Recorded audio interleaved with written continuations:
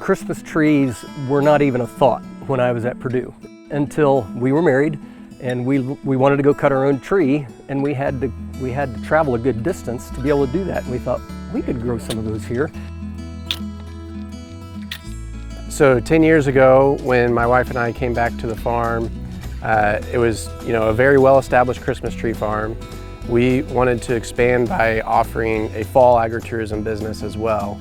So we've really focused on adding activities that allows families to come and spend a day here and enjoy the fall weather, enjoy being in the country.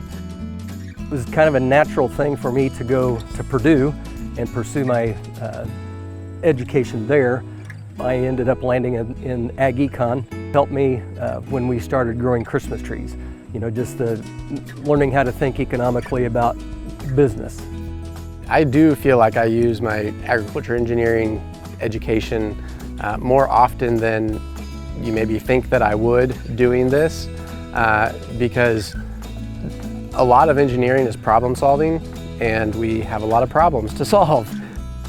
My legacy will actually be my father's legacy because I came back to join him.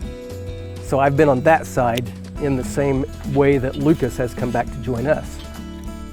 If we can leave this farm in good enough shape, better shape actually than we acquired it, then that speaks good to the future generations.